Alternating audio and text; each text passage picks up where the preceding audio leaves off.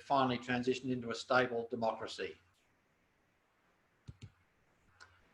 The citadel of Brasov was built in 1625. Once a warehouse, barracks and prison, it's now a tourist complex. It doesn't look very welcoming, but it is of historic interest. In the city square is the Brasov Council House and Tower. Built in 1503, it was then and still is the centre of town. I know it doesn't look too busy, probably looks a bit like Melbourne at the moment, but that is the centre of Brasov in northern Romania. The Beth El Synagogue was built in 1901. Neo-Gothic style, Moorish and Romanesque elements. We were actually standing outside a locked gate, couldn't see anyone to get us inside and no number to call. That's the best view that we got. You'll be familiar with Dracula. Dracula's history goes back to 1377 when the Great Bran Castle was built. Vlad III was also called Vlad the Impaler or Dracula. Some of the torture methods inside the castle we didn't bother to show you, but it's no wonder he was called Vlad the Impaler. Dracula was actually his father's surname. Sorry, we just skipped one. I think we actually skipped two. This is the State Jewish Theatre in Bucharest. It's actually a Yiddish theatre, the oldest Yiddish language theatre in the world with uninterrupted activity. We're shown here at the front entrance with our guide Marcel, who, while not Jewish, had a very good understanding of Judaism, was involved in a local Jewish community, visited Israel many times and had an enormous insight into the theatre and its amazing history. It has been renovated. I believe the City Council put up most of the money and it is in very good condition. It's still used now not just by Yiddish theatre but by other groups as well. This is the Bucharest Unerius Fanta Shule, built in 1850. Survived World War II, one of the most beautiful shules in Bucharest. Unfortunately, under renovation. You see that so often in Europe, not allowed inside.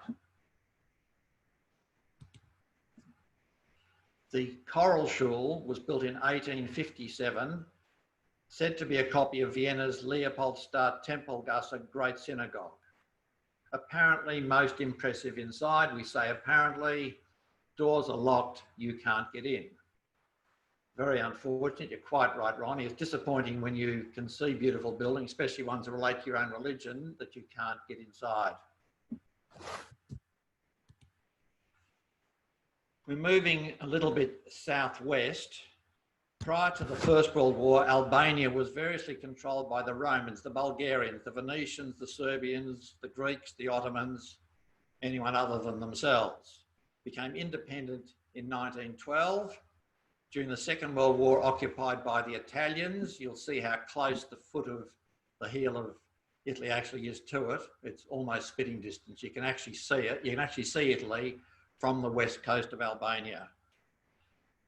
After the Second World War, it became one of the strictest communist states. It was completely closed to tourism, and it wasn't until it collapsed in 1990 that they've been able to try to open up and rebuild their economy. It says museum, but in fact, it was a top secret nuclear bunker built in 1981 in the capital, Tirana. It is 1,000 square metres, all below ground.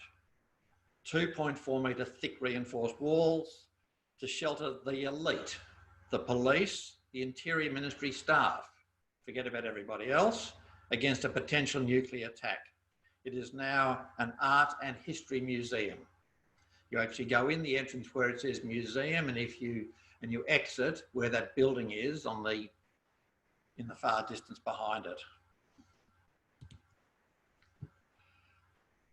Built in 2015, the Bektashi World Centre is a primary meeting and prayer place for this sect of the whirling dervishes. It's actually a Muslim-based religion, but they are a sect of the whirling dervishes. They practice religious tolerance towards all religions. Top right, you'll see a very good depiction of a Sefer Torah. You'll probably see this same picture behind us. There's a pointing there. So the Venice Art Mask Factory in Shkodra produces 80% of the world's handmade masks. You see them in Venice, you see them in Brazil at Mardi Gras. Anywhere you see Mardi Gras, these are handmade. No two are identical. We saw the workshop, no photos inside, where individual workers can put their own twist on a particular mask. They have a back basis that they need to follow, but beyond that, the next one of this could easily have red in the centre, not blue. And when you go to Venice, the masks you buy in Venice are made in Albania. They're no longer made in Venice. The man who owns the factory in Albania worked for many, many years in Venice learning how to do it, and he came back. He is now quite an old man, and his son has now taken over, and as John said, it's the largest mask factory. I think there's a couple in China that are making them by machine, but this is the only handmade factory in the world. The Durrës amphitheatre was built by the Romans in the 2nd century and is one of the largest in the Balkans. Some few days after we'd left this area, there was a magnitude 5 earthquake. Can't give you a reason why those two things are related because we'd left, but that's what it was. The main entrance into the Rozafa Castle dates back to the 4th century. It's the oldest structure inside the castle walls. Legend has it that the castle was cursed and every night the walls were destroyed. To save the walls, the gods demanded a sacrifice, and the brothers building the wall tricked the youngest brother into allowing his wife Rozafa to be buried in the wall. Thus, the castle was named after her. I'm not sure whether that's been verified or anyone's actually found where she is. Old warehouses inside the castle walls date to around the 5th century. When we see some of these historic buildings and we realise how young Australia really is, it's simply mind-blowing. The Maisy Bridge is the largest remaining Ottoman bridge. It was built in 1770. It is 108 metres long, has 13 arches, is over the Keir River. I've called it a river, but it's fairly slow flowing.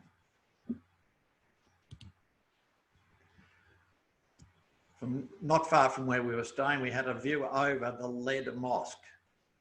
Called the Lead Mosque because the dome, each of the domes, is actually made of lead. Do you know when it was built? It was built in 1773, thank you, Beth. These are the remains of a synagogue from the 5th century. Jews have been in Albania for close to 2,000 years. It's believed they first settled there not long after the destruction of the temple in the year 70 of the current era. And this was a decorative stone that had been excavated from the Shule. Unfortunately, most of what is in this picture, I've gone back to it, has not been excavated. My guess is they've not got the money to do it and it's probably not a high priority, but thank goodness what's there has been preserved. But a lot of the stuff that they did excavate has now been taken away to other museums. The Butrint National Park is the site of an ancient city and one of the most important archaeological sites in Albania, with some structures dating back to the Iron Age. The Odeon was a theatre constructed for performances and meetings. It had a unique architectural design and also had a roof. Seems hard to imagine how they could have constructed a roof that many years ago. This is the fountain of the Nymphs, also from the 2nd century before the current era. So we're talking of 2,200 years ago. There'd been heavy rain for the few days before our visit and much of the park was underwater. Most of the water that you see in this picture would not normally be there, even though it is a fountain. We're not sure if all these fishermen got off that one boat. If they did, it would have been a bit of a squeeze, but they're returning from their day out, hopefully with a catch. The 2nd century Boulaterian is the monumental centre of the Apollonian ruins. This once again is 2,200 years old. It was the city council building, so all that remains now are the 6 Doric columns and the Corinthian top.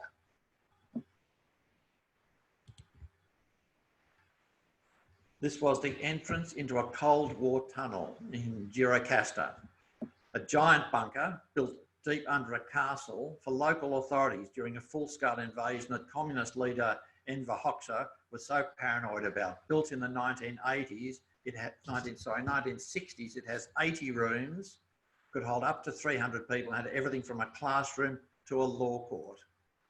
We didn't find a bathroom. It's the only thing we couldn't find inside. Bit of a worry if you're locked under there. Locals didn't know about it until the 1990s. It was so well hidden. Gorica Bridge is another Ottoman bridge, built originally of wood in 1780 and then rebuilt in stone in 1920. It is 120 metres long with 7 arches. It is now solely a pedestrian bridge.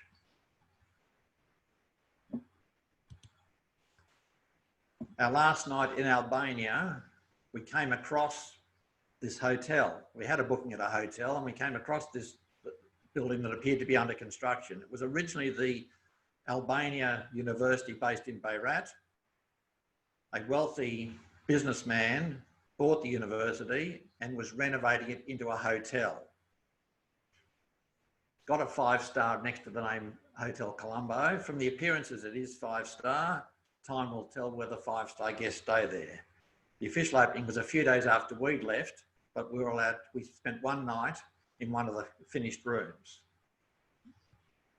It was amazing to think somebody could have the hindsight, the foresight to turn a university into a 5-star hotel.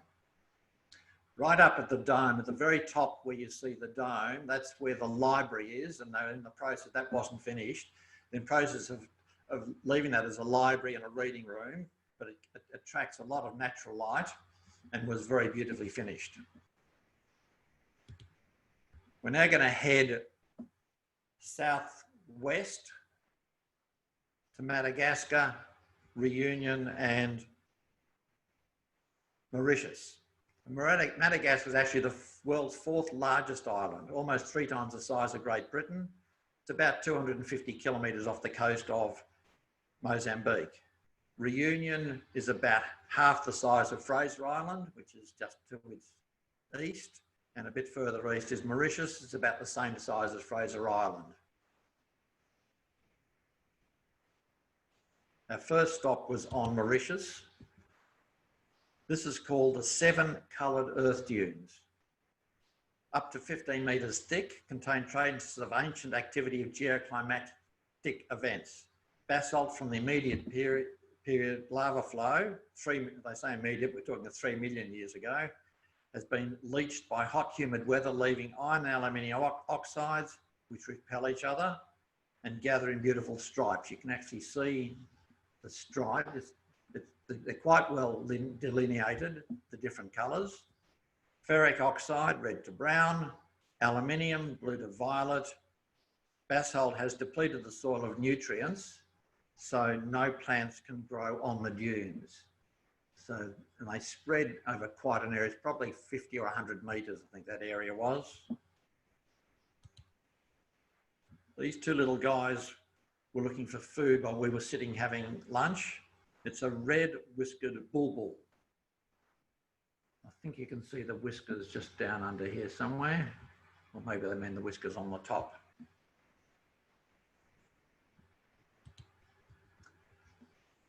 Gorica Mansion, built in 1830 by a prosperous Mauritius family, now one of only a few colonial houses left here. It was also known as the House of 59 Windows, but we didn't count them all. Beth wouldn't count it because it's an odd number. She doesn't believe in odd numbers. Sandy knows all about that. Bathing, 19th century style. This was inside the mansion. No shower curtain needed there. We moved on to Madagascar. Poorly developed road system with few paved roads except between major towns. This was our mode of transport. Beth is not thrilled with tiny planes, in brackets. This was actually one of the bigger of the tiny planes we flew. This turned an 8-hour uncomfortable road trip into a 2-hour flight. And surprisingly, was only marginally more expensive than a road tour by private transport. Tsingy is a giant limestone formation viewed from the plain. Groundwater has gouged caverns and fissures into the limestone, creating a dramatic forest and labyrinth of limestone needles. Once we landed, we were on our way. This shows how tall some of the needles are. We're talking of 5-6 metres, probably some of them, some of the taller ones. This is a view from when we were on the ground level. Actually walking, you can actually walk through the needles. So where we're walking, it's not sharp. The very top of them we'll see shortly is sharp. So that's the view once you get to the top of the particular needle that you're climbing. I'm not sure what that sign PM250 means. But the shards were extremely sharp and I cut my hand quite a few times. And the very tiny walkway was a bit scary. It was a long way up. So after we got to walk through them, we had a break in the shade. This chameleon, you can see, has picked up the colours of Beth's hat. Don't ask me how it's matched the colours, but the colours were so well matched. If it had been actually sitting on her hat, you would have been troubled to recognise it. It was very friendly. These are baobabs, native to Madagascar, also apparently found in Australia. I'm guessing somewhere in the Northern Territory. Ronnie would know. Ronnie, nod your head. No, no idea? Nope. Yeah. Sandy and Lionel nodding their heads. Good crowds visit towards sunset to see the sun actually behind the baobabs. No social distancing there. All around Madagascar, we saw many people making bricks from river mud, forming them, lying them out in the sun to dry, and then using them for construction.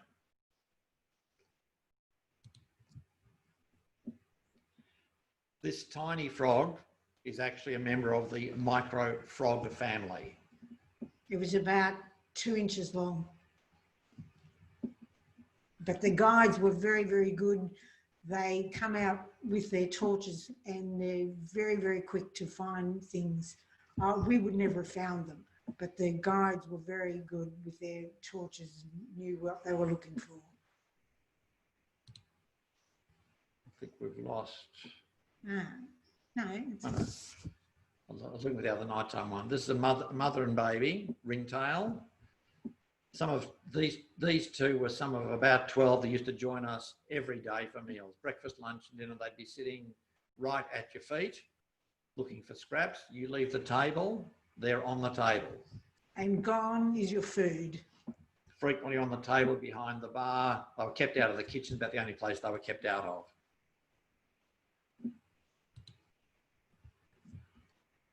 This is the Sifaka, known as the dancing lemur, a family of 4 hanging onto each other at night. So once again, the guide took us out at night, spotted these, huddling together. I'm now going to show you, I'm now going to switch screens for you. I'll find out how, Ronnie. I'll just do that in a minute. Yeah, just go back to share screen at the top. We've got it. We're just going to show you the dancing sifakas. They go sideways.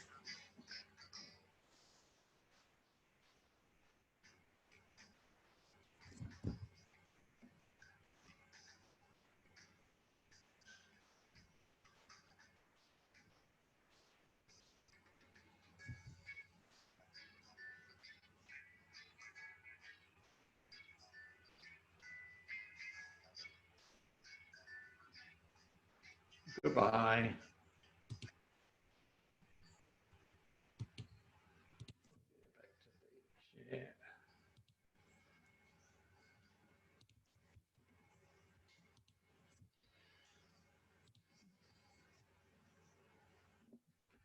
This was the white-footed mouse lemur, the smallest species of lemur. Just how the guide found it, I have no idea. You can see the torch lights lit up its eyes, but he's actually got to find it first. He can't just shine his torch hoping to find it. They had unbelievable ability finding these animals at night.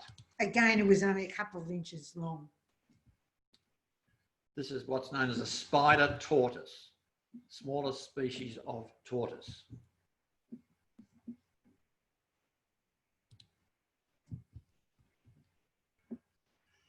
A black and white ruffed lemur. Look, mum, no hands. You can see his hind feet grabbing hold of the pole. He was quite happy just to sit there.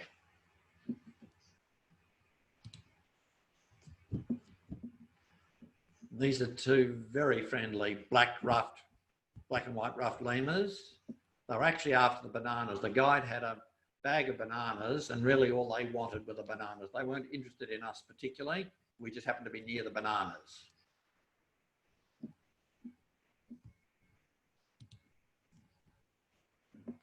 This is the grey bamboo lemur chomping on some bamboo leaves.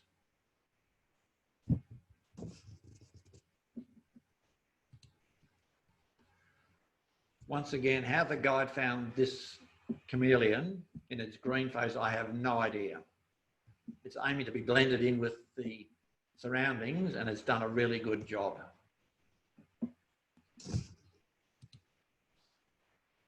This guy is a tomato frog, probably named that because of his colour. Once again, really small. Pretty sure this did not pass council approval. Not sure how they even built it. They're lucky there's no water underneath and I couldn't see much drainage either.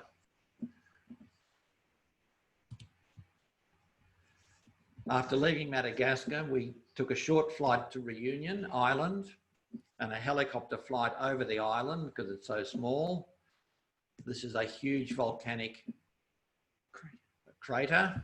It's currently not an active volcano. The vanilla tree grows 10 metres a year, but it doesn't fruit for 20 years. That's a long-term investment.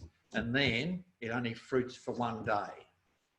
So you need an awful lot of trees running at an awful lot of different lot of times in order to get your vanilla. One of the reasons why it's probably expensive. Once they're picked, they just lay them out in the sun to dry. And if Mother Nature hadn't intervened, we wouldn't be talking to you now. That's where we'd be. Maybe not that exact ship, but that's where we'd be.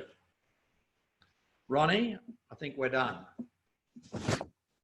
Well, thank you very much. That is amazing. I have to say, I didn't realise. I did not realise we were done. I could have watched this forever. I must admit, we might have to get you back to do another part of the globe. I'm happy to since we've got less than just under 20 people, so I'm happy to unmute everyone. We'll see how we go in terms of people asking questions. I don't think we'll, perhaps you can raise your hand and I'll just call out your name. But I'm happy to unmute everyone as soon as I can work out how to do that. I can see ask all to unmute. There we go. So if you'd like to unmute yourselves, but raise your hand, I will need to see you. Otherwise, we'll get a couple of people speaking at the same time.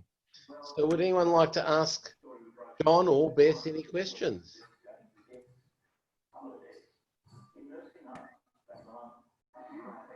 No? No? Well, that's fair enough. So on behalf of everyone who's joined us, I think we've got about, we've got a couple of, let me just check the chats. I think we're good. Yes, okay. Thank you. So on behalf of everyone who's joined, thank you very much. That was, for me personally, that was amazing. I've never been to any of those places, probably will never.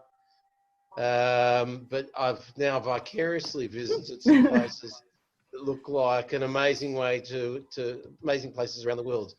So thank you very, very much.